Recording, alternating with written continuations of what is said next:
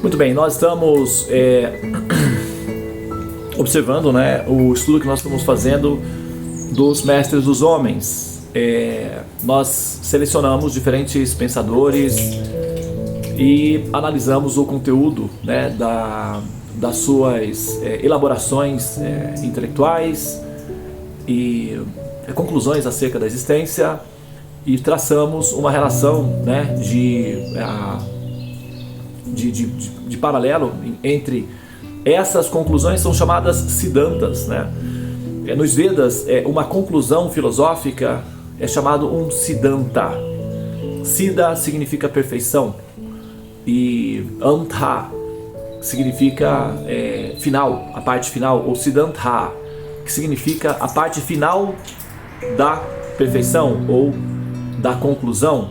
Então, a conclusão final, ou seja, o Siddhanta. E todos os filósofos, pensadores, eles, apesar de publicamente falarem que não se responsabilizam com o conteúdo da verdade, ou seja, eles não assumem a responsabilidade pública de defender um conteúdo que é o que nós entendemos como sendo verdade, no fundo, eles estão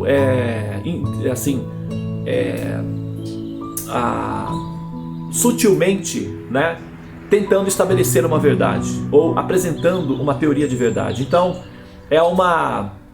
não chega a ser um cinismo, porque de fato, né, é muito difícil a pessoa não apostar, mas posicionar-se como alguém que vai defender um critério de verdade usando com base a filosofia. É muito comum nós fazermos isso com a religião, porque como a religião é um princípio muito democrático, muito amplo, o que acontece? E também ele não exige que a pessoa formule um posicionamento que ela defenda a partir dela mesma, né, aquela afirmação acerca da verdade. Então, muitas pessoas se utilizam da religião para afirmar a verdade, porque como ela não é responsável por aquilo e ela transfere a responsabilidade, né, para outras pessoas, então fica mais fácil, né? Porque aí você não está assumindo responsabilidade, você está falando o que outros falaram ou apoiando-se na autoridade de outrem para afirmar aquilo que você está fazendo, o que você está falando. Então, meio que qualquer um pode fazer isso de certa forma, né? Basta ter uma certa articulação de linguagem ou até mesmo ter vontade de fazer isso, porque tem pessoas que fazem isso sem nenhuma articulação de linguagem, até com uma certa desconexão, né, de raciocínio, mas ainda assim utilizam esse recurso. Agora, quando se trata de um posicionamento filosófico, então as coisas já ficam um pouco mais complexas, porque você precisará defender aquilo a partir da sua própria posição em relação ao objeto observado. Ou seja, se eu disser, por exemplo, que o Sol é uma bola de gelo, se eu disser o Sol é uma bola de gelo porque tal escritura sagrada disse isso, porque o planeta Júpiter é habitado, ou o planeta Marte é habitado porque tal escritura sagrada falou isso, porque tal espírito falou isso, porque tal, isso e tal. Então, é fácil fazer esse tipo de abordagem, porque você não está assumindo responsabilidade. Agora, se eu digo, Marte é habitado, aí eu estou assumindo uma responsabilidade que eu estou afirmando, então eu preciso apresentar recursos que sejam coerentes com essa afirmação. Daí não é todo mundo que consegue fazer isso. Então é mais fácil você dizer, tal espírito falou que lá é habitado. Ótimo. Não tem como comprovar e você também não tem a obrigação de provar isso. Só transferir a responsabilidade para o espírito ou para a escritura sagrada ou, para os antepassados, enfim, né? Aí é só transferir a responsabilidade, tudo bem, a gente pode falar o que quiser. Mas quando nós temos que assumir responsabilidades com relação àquilo que nós fazemos ou que falamos, aí as coisas mudam. Mudam. E no fundo, um truque, né, que os pensadores usam, até eles, acho que eles não percebem que se trata de um truque, né, um uma autossabotagem, um truque psicológico, um truque filosófico que eles se utilizam e muitas vezes eles nem sabem que estão utilizando esse recurso, é que eles não assumem a responsabilidade de afirmar uma verdade, porém estão o tempo todo afirmando uma verdade. É como, por exemplo, pessoas que escrevem centenas de livros falando sobre o silêncio. Outro dia eu estava ouvindo uma palestra de um rapaz que usou todos os tipos de metáforas e recursos de linguagem para explicar o silêncio. É válido, claro, porque afinal de contas nós temos que entender. Mas é um paradoxo que você tem que usar muitas palavras para explicar o silêncio, né? Então, assim, o filósofo, embora o pensador, de modo geral, embora ele não assuma a responsabilidade de defender uma verdade absoluta, atualmente não. Antigamente, os filósofos tinham essa audácia, essa coragem de se apresentar e afirmar, porque o universo é feito de água, o universo é feito de terra, o universo é feito de fogo, as coisas são assim por causa disso. E apresentavam um sistema filosófico para confirmar aquilo que eles estavam falando. É claro que eles erraram muito, e por conta disso, a segurança para afirmar alguma coisa ficou meio que diluída. E os pensadores, os filósofos, acabaram adotando um critério um pouco mais, digamos assim, sinuoso, né, mais diplomaticamente adaptado, politicamente correto, né, pode-se dizer dessa forma, em que eles se colocam da seguinte maneira: nós não temos a responsabilidade de apresentar a verdade, porém nós temos sim a responsabilidade de aprofundar as dúvidas. Isso é muito interessante, porque aprofundar as dúvidas é uma coisa que já nós nascemos naturalmente com isso daí, né?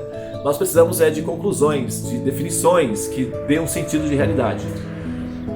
O Ariano Suassuna é queridíssimo. Eu sou fã do Ariano Suassuna. Inclusive, quando eu quero rir, quando eu quero simplesmente esquecer que a vida é dura, eu assisto as palestras do Ariano Suassuna. E isso me faz esquecer completamente que a vida é difícil. Uma vez eu ouvi uma palestra dele, uma fala dele, que ele disse assim, né, só para distrair um pouco aqui: olha, quando você achar que você já viu tudo e que a vida é muito dura, é só você se lembrar que ao redor de um buraco tudo é beira. Então, ok, ao redor de um buraco tudo é beira. Bom, então eu tenho aqui comigo a biografia do Ariano Suassuna. O que eu quero dizer aqui é o seguinte: olha só, veja bem. Ele, né, na verdade, ele pessoalmente não apresentou a teoria, né? Ele apresentou dois pensadores, um filósofo, Camus, que é um filósofo francês, né, acredito que do século XIX, e um poeta paraibano, né, anônimo, né, desconhecido do grande público, porém muito conhecido dele. Ele citou o nome do poeta aí. E o poema, desculpa, o poema que foi citado pelo poeta é o tema de discussão, é o tema de investigação de um estudo que nós fazemos chamado Teorema dos Sonhos. Esse poema também é uma tradução poética, uma tradução paraibana, digamos assim, para o Teorema de Epicuro. Essa questão do mal é uma questão que já está sendo discutida há mais de, sei lá, os primeiros registros, pelo menos aqui no Ocidente, formatado numa resolução filosófica atribuída ao pensador Epicuro de Samos, nascido no ano 430 e alguma coisa antes de Cristo. Então, é o chamado Teorema do Mal, né, ou a origem do mal, em que a questão é colocada da seguinte maneira: se Deus é bom, vamos partir do princípio de que ele seja bom, não vamos descartar essa possibilidade não, vamos colocar isso na pauta. Se Deus é bom, supondo-se que haja Deus, e ele sendo bom, e ele, além de ser bom, ele também é onisciente, E além de ser onisciente, vamos apostar que ele também seja onipotente. Então nós temos uma pessoa que é onipotente, ou seja, tem todo o poder à sua disposição. É onisciente, ou seja, sabe tudo o que está acontecendo. E ao mesmo tempo é bondoso, né? Tem assim, amor, bondade em si. Então, se Deus é onisciente, onipotente, onipresente e bondoso e existente, então o que justificaria a existência do mal? Por que o mal existe? Qual é a função disso? Se ele é o criador de todas as coisas, ele também é o criador do mal? E por que o mal foi criado? Qual foi a justificativa para que Deus, na sua onisciência, no seu momento de êxtase existente, tivesse a infeliz ideia de criar o mal? Não havia assessoria ou grupo de pessoas que pudessem orientá-lo sobre as consequências disso? Não haveria necessidade, uma vez que ele é onisciente. Então, se ele é onisciente e ele sabe da existência do mal e ao mesmo tempo não elimina o mal, seria correto dizer que ele é bondoso? Seria apropriado dizer que ele é bondoso? Sabendo ele da existência do mal e tendo ele poder de acabar com o mal, e ele não elimina o mal, podemos realmente afirmar que essa pessoa é boa? É seguro que essa pessoa exista? É correto dizer que ela é boa? É correto ensinar as pessoas a amar a Deus? Nós amaríamos mesmo uma pessoa que nós sabemos que pode eliminar o mal, mas não o faz? Bom, isso nos faz questionar se Deus é real.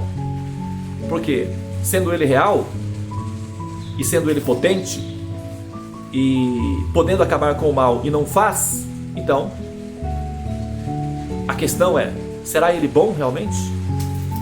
Agora sou eu que vou fazer uma colocação aqui. Imagine que o Epicuro, o filósofo Epicuro, ele sofria de cálculo renal. As dores de cálculo renal fazem a pessoa racionalizar a existência ou tentar entender o sentido da dor, né? Por que sofremos? Por que há o cálculo renal? Que diabos deu na cabeça, talvez, de alguém que criou isso daí? E eu estou sofrendo. Alguém criou isso. Agora eu estou sofrendo as consequências disso. Quer dizer, não foi legal. A pessoa que está sofrendo dores de cálculo renal, ela quer um médico imediatamente. Na época do Epicuro, o tratamento para cálculo renal era com peixes elétricos.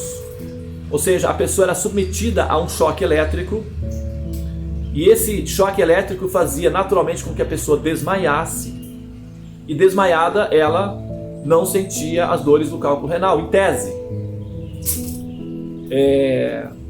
Mas também às vezes a pessoa não acordava do desmaio, ela morria com o choque elétrico. Então era um risco. A pessoa podia morrer durante o tratamento. Mas a dor era tão lacinante que as pessoas sim se submetiam a esse tratamento. Então elas eram levadas até tanques de água, onde haviam águas vivas que produziam uma corrente elétrica que paralisava a pessoa. Então com um peixe, era um peixe específico que era menos agressivo, né? Mas a pessoa então colocava os pés numa bacia, num recipiente com água, com a presença daqueles peixes. E o toque, o contato com o peixe produziria uma descarga elétrica e a pessoa então desmaiaria imediatamente, e a dor do cálculo renal seria substituído pela dor do choque, mas teria também uma dor rápida e a pessoa desmaiaria.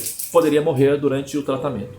O Epicuro não quis correr o risco de morrer durante o tratamento, então ele nunca se submeteu a esse tratamento. E ele ficava então, assim, sentindo as dores do cálculo renal durante muito tempo. E nesses processos que ele vivenciava a experiência da dor, ele formulava na cabeça dele, no coração dele, as questões acerca da existência de Deus no seu sentido bondoso. no seu sentido de bondade. Porque o próprio pensador, o Epicuro, que na verdade o poema que foi traduzido pelo Suassuna, pelo Ariano Suassuna, é o Teorema de Epicuro, só que, né, assim, traduzido aqui, né, interpretado por ele, no caso, e pelo amigo dele, que é o poeta que escreveu o poema. O pensador, o Epicuro, ele não era uma pessoa decadente, ele era um pensador, um filósofo, ele era uma espécie de yogi místico. Então ele construiu escola, ele era um educador, ele criava escolas para ensinar as pessoas a ter uma vida saudável, regrada, com um sentido superior da vida. Então ele era um educador, ele era um professor, um mestre. E ele queria o bem-estar intelectual das pessoas. Ele era uma pessoa do bem, ele era do bem. E quando ele observava a si mesmo, sabendo-se a si próprio uma pessoa do bem, sofrendo cálculos renais, e ao mesmo tempo ele podia ver políticos corruptos, soldados violentos, pessoas trapaceiras, de má índoles, invejosas, pecaminosas, levando uma vida boa, digamos assim, livres de problemas de saúde dessa natureza, ele questionava a existência de Deus. Como que eu, uma pessoa que estou buscando, né, fazer o bem para a sociedade, para os seres humanos, para a humanidade, e nós podemos entender que esse altruísmo ele é favorável, porque uma pessoa como eu, que está dedicada à causa do bem-estar da humanidade, sofre. E o político, o trapaceiro, o ladrão, o vigarista, o assassino violento, vive uma vida boa, assim, saudável, e usando essa liberdade, essa saúde que tem, para fazer o mal aos outros. E não sofre, como eu sofro. Havendo Deus, qual é o seu critério de julgamento? Eu estou sendo punido por ser uma pessoa boa, e aquela pessoa má está sendo recompensada por ser uma pessoa má? É do seu agrado o mal? Você criou o mal? Você existe como ser onipotente? E você pode perceber que não apenas eu, mas muitas pessoas boas sofrem e pessoas ruins desfrutam alegremente das suas maldades? Você é onisciente? Está consciente de tudo isso e não faz nada? Você é real? São os questionamentos que uma pessoa chega, né? Como o Raul Seixas, né, também chegou a essa conclusão. Ele criou uma canção, não plantou capim, né, pra boiada não vir. Tô virado no diacho, tô virado com você. Tá vendo tudo e fica aí parado, com cara de viado que viu Caatinga. No cerrado, tem um cervo, né, que é um veadinho. E quando esse veadinho ele vê um bicho, né, que me parece que é um gambazinho, alguma coisa assim, ele fica em estado de choque, paralisado assim, porque enfim, é a vida dos animais, né? E o Raul Seixas pegou esse momento para fazer uma metáfora em relação a Deus, né, sutilmente, que muito embora ele esteja diante do problema, ele está em estado de choque e não faz nada. Quer dizer, como o Papa, né, quando foi em Auschwitz, no ambiente do Holocausto, ele chegou ali e ele disse,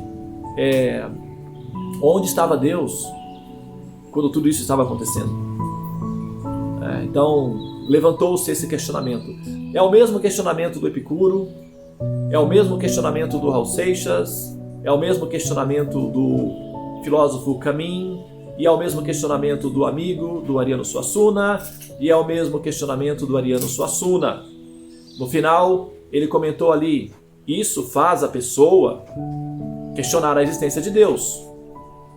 A questão do mal faz com que a pessoa realmente questione a existência desse ser, porque o argumento ele é contundente, ele é muito agressivo, ele é muito intenso. E diante de uma perplexidade como essa, nós chegamos à seguinte conclusão: há Deus, e havendo Deus, ele é bom? Ele realmente é poderoso? Sendo ele bom e poderoso, por que o mal existe? E por que o mal persiste? Qual é o mistério que explicaria ou que justificaria, né, a existência do mal? Esse é o questionamento que está sendo feito pelo professor Ariano Suassuna, tá? Também tem o caso ali de que ele citou, né, o filósofo Camus, que mencionou o seguinte: o principal problema da humanidade é o suicídio, né?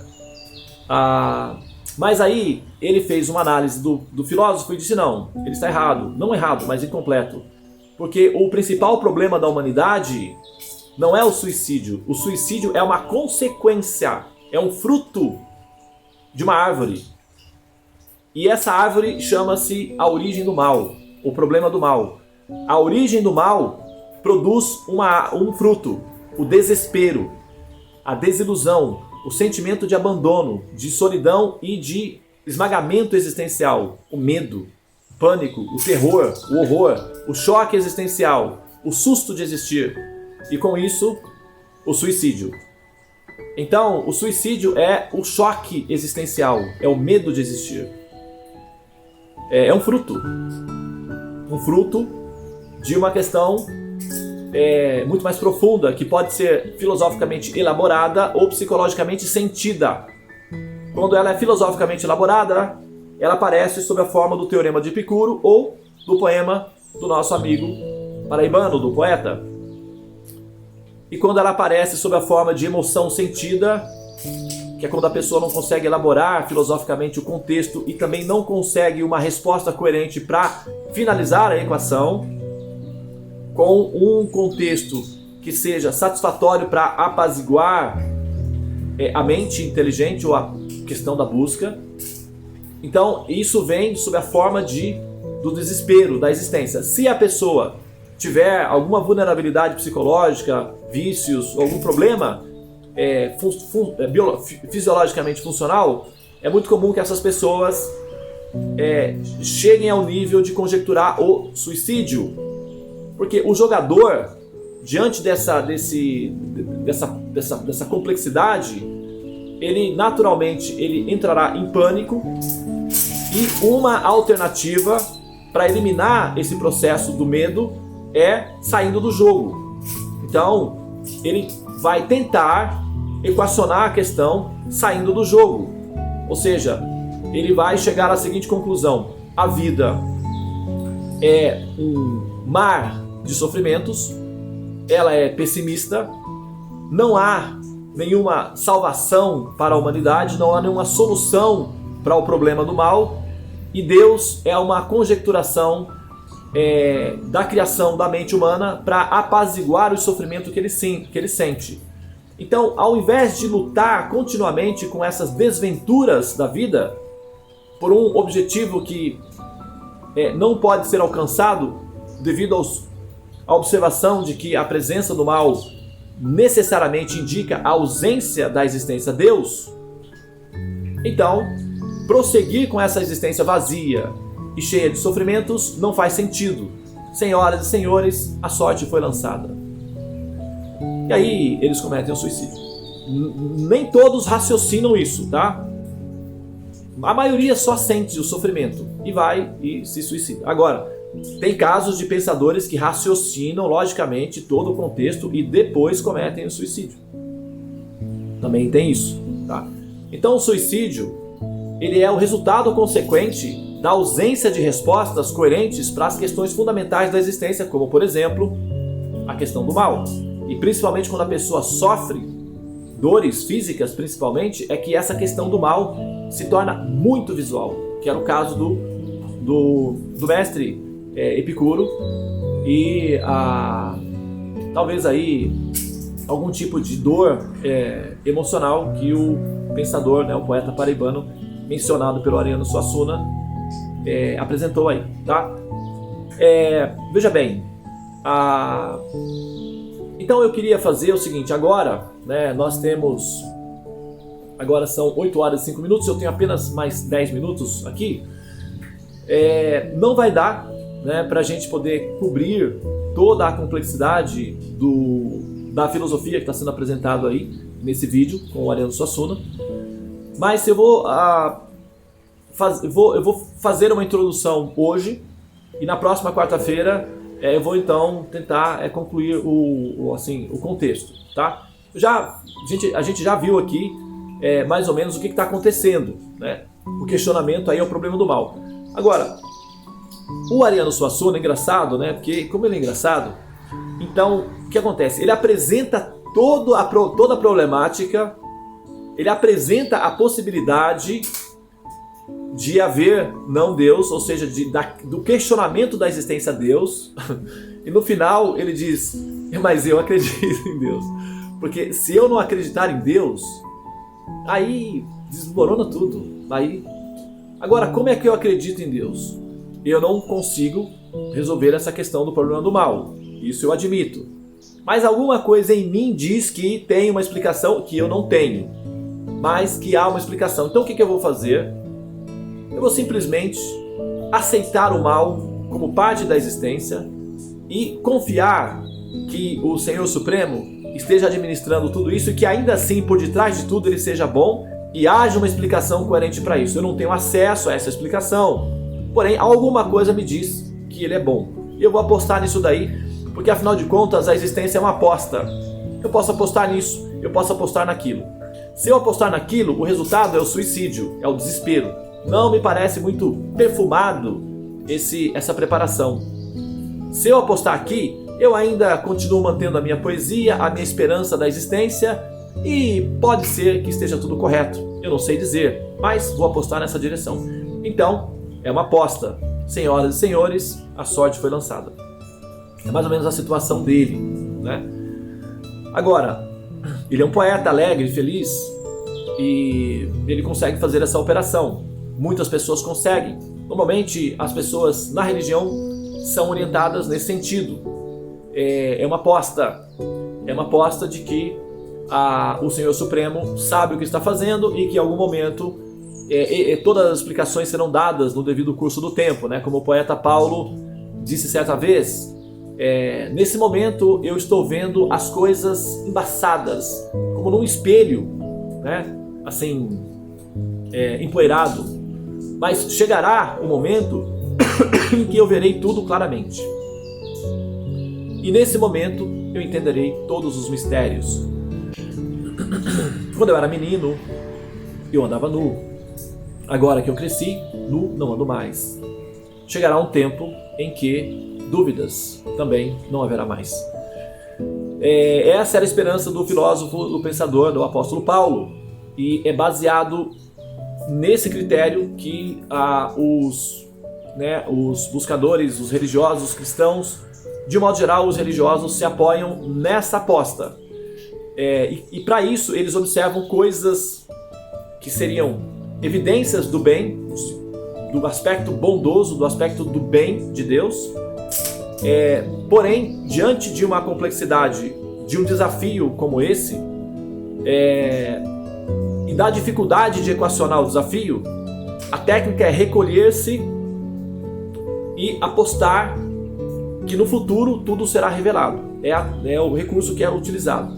O outro recurso é o seguinte: satanizar a questão, a pergunta.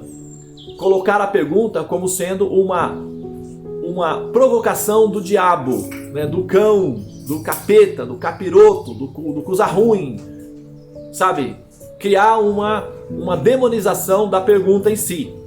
Então, os teólogos e, enfim, orientadores espirituais costumam dizer que essas perguntas surgem de uma mente diabólica que está mancomunada com o Satanás. Na verdade, é o Satã entrando no coração e plantando uma semente de destruição, porque o Satã significa o acusador. E essa pergunta é uma acusação, portanto é uma pergunta criada pelo Satanás. É uma inteligência tão diabólica que somente o Satanás poderia criar uma pergunta assim. Afaste-se dessas perguntas porque elas são filhos do Satã. E funciona. Porque muitas pessoas são pessoas simples, comuns ou pessoas humildes, que não conseguem racionalizar a questão de uma maneira honesta no sentido filosófico do debate em si. satanizar a pergunta é um recurso totalmente aceitável e viável para proteger os inocentes mais simples, as pessoas mais simples, né? Elas ficam felizes ou calmas de saber que essas dificuldades de entender o comportamento de Deus, na verdade, se deve apenas à ilusão criada pelo Satanás e que, portanto, manter a fé é o que tem que ser feito. Ter fé em Deus, de que tudo vai ser revelado, de que Ele está fazendo tudo corretamente, fechar com Deus, ficar firme com Deus, que tudo vai dar certo. E o resto é obra do Satanás. É um recurso que é utilizado nas religiões e funciona muito bem. E eu não tenho nenhuma objeção com relação a esse recurso. É um recurso favorável, digamos. Ele só não é suficiente para resolver a questão no âmbito em que o pensador ele consegue articular o raciocínio de maneira mais completa. Aí já não funciona, porque aí fica parecendo assim. Imagina você diz para o seu filhinho: filhinho, não mexe no fogo, porque a casa toda vai explodir, né? É uma coisa. E a casa vai explodir, a mamãe vai morrer, o cachorrinho vai morrer também, porque vai pegar fogo no cachorrinho, e seus brinquedos todos vão derreter, porque e tal, e cria um cenário apavorante na criança. Ela se afasta do fogão. Tá certo? Tá correto fazer isso. Agora, se você falar essa mesma coisa para o seu filho de 15 anos, ele vai achar que você é ridículo, você é louco, ou sei lá o quê. Entendeu? Então, assim, satanizar a pergunta funciona para um certo público. Se a intenção for satanizar a questão ou colocar a questão como insolúvel para a eternidade, fica parecendo que os religiosos são simplesmente caducos, ou os teólogos eles são uma ilusão, eles são, tudo bem, pode ser entendido como sendo psicologia aplicada, é bom para controlar a massa, sabe, para organizar a sociedade. Então a religião seria como uma extensão social de um grupo biológico chamado raça humana. Então seria bem-vinda do ponto de vista de uma psicologia aplicada em grupos grandes. Seria no máximo ajuda psicológica. Portanto, do ponto de vista filosófico, a teologia seria uma ajuda psicológica, o que cobriria ou supriria uma demanda de carência existencial. Ótimo, tá bom.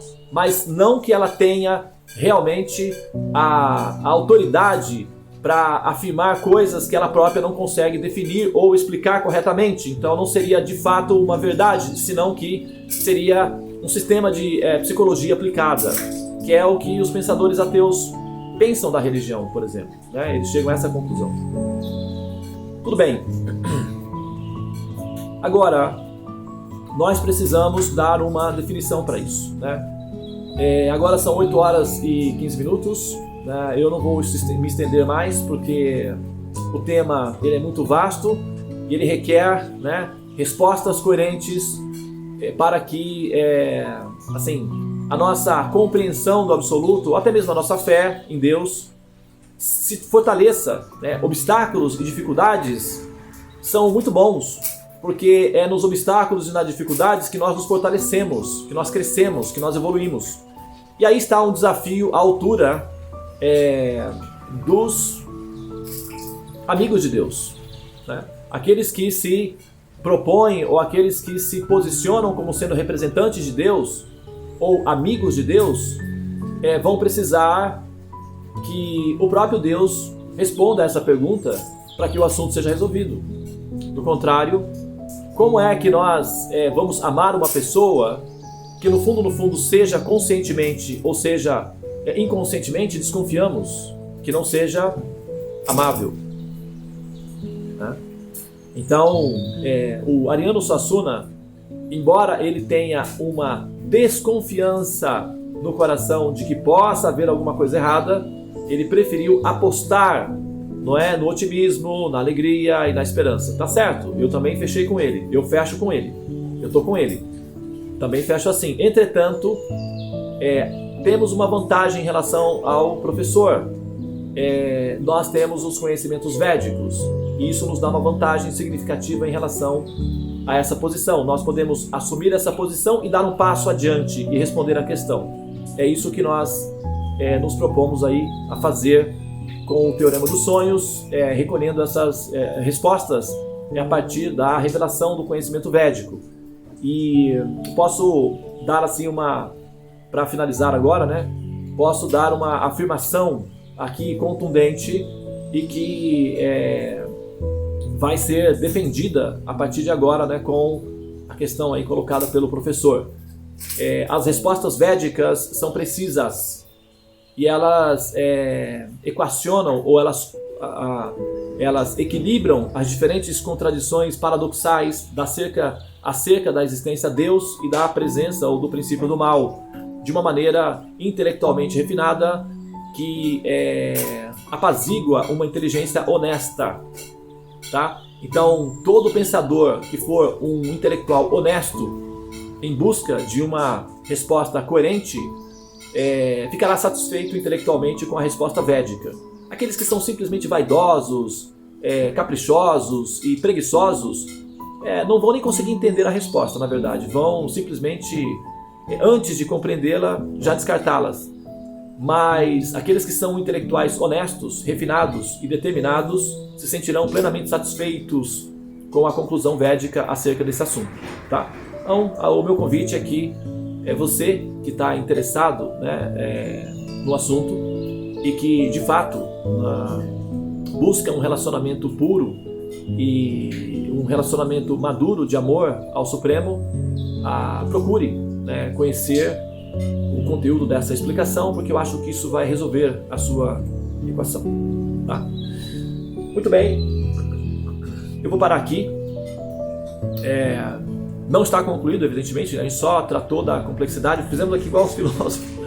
Nós não respondemos, nós só aprofundamos o problema por enquanto, né? A gente né, assim, criamos mais problemas, aprofundamos as dificuldades da questão.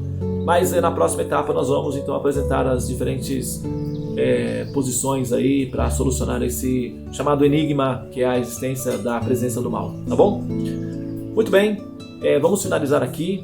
Nós não temos também tempo, né, para fazer as perguntas, porém, caso haja perguntas ou interesse, né, em alguma questão, pode ser direcionada para a Tula, se ela então disponibiliza. Nós criamos aulas temáticas para responder as questões, tá? Amanhã, por exemplo, nós temos uma que se Deus existe, tudo bem, Ele é o Criador de tudo. Agora, se Deus criou tudo, então quem criou Deus?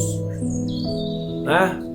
Então essa questão vai ser tratada amanhã. Pelo menos nós vamos, né, assim, fazer um resumo da explicação dela amanhã. E o que é alma, né, nós vamos também tratar. Agora, temas, né, aulas temáticas são bem-vindas. Então, se você tiver questões fundamentais, existenciais a serem feitas, por favor, submeta-as e nós vamos colocá-las diante do critério de avaliação védica para ver qual é o resultado final em termos de uma explicação para aquilo ali, tá? Muito bem, vamos fechar aqui, tá? Tenha um bom dia para todos. Namastê. Hare Krishna, Krishna Krishna, Hare Hare. Hare Rama, Rama Rama, Hare Hare. Ó energia suprema de amor divina, desperta-me, eleva-me, envolve-me, protege-me. Hare Krishna.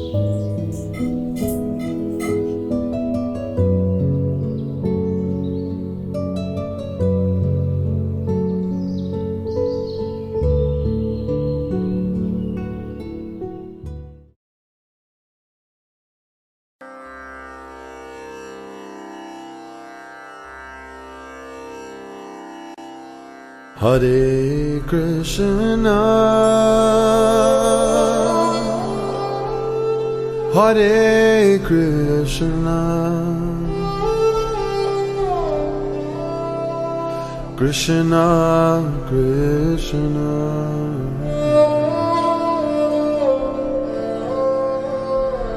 Hare Hare,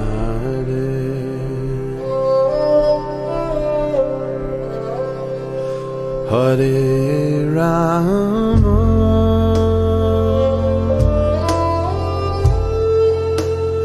Hare Ram,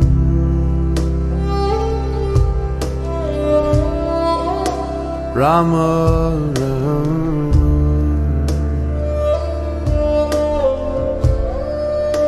Hare Hare.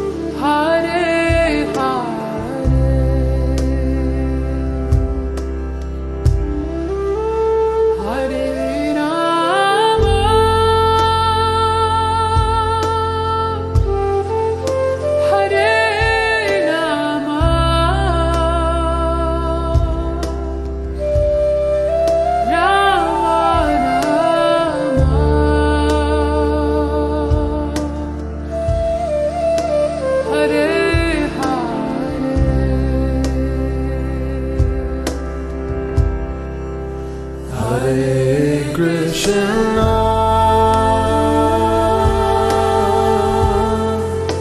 Hare Krishna, Krishna Krishna,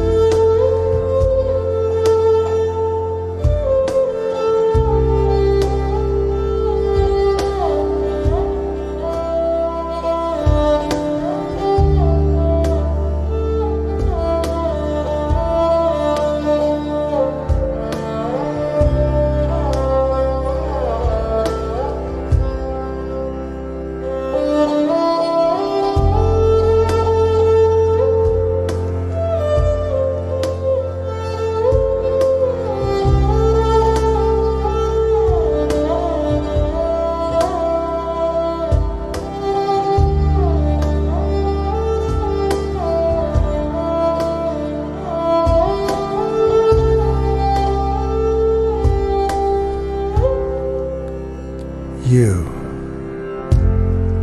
could become a great horseman and help free yourself and this world, though only if you in prayer become sweet lovers.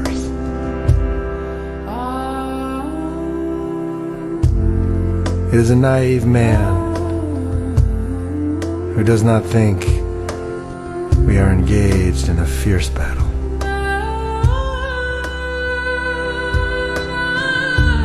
For I see and hear brave foot soldiers all around me going mad.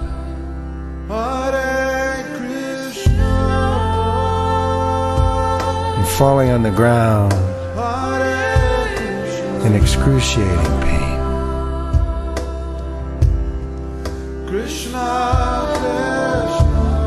You could become a victorious horseman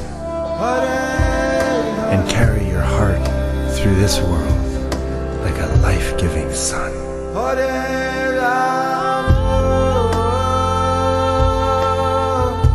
Though only if you and the Great Spirit become sweet lovers.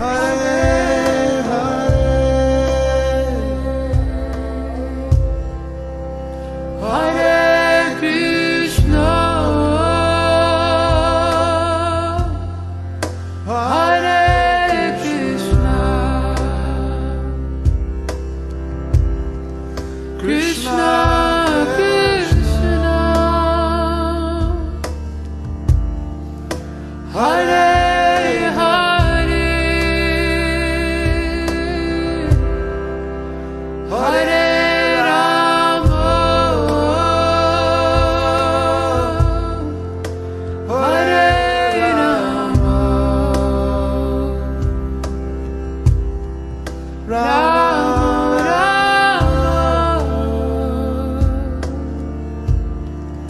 Hare Hare, Hare Krishna,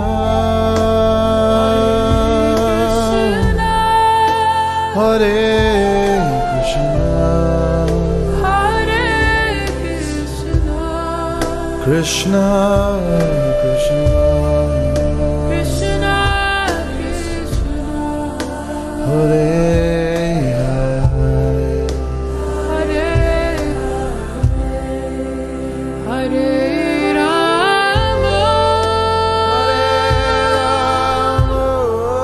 Hare Rama, Hare Rama, Rama, Rama. Hare Hare. Take us home, Benji.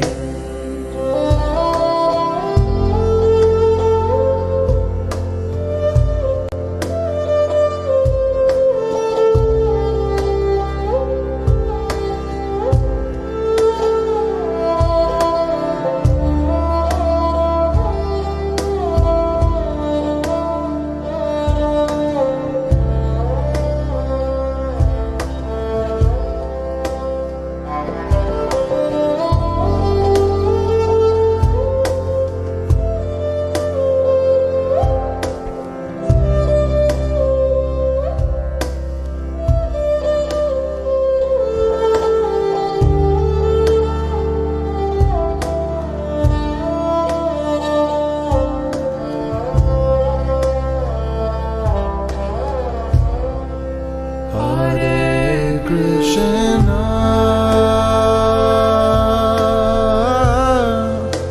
Hare Krishna, Krishna Krishna, Hare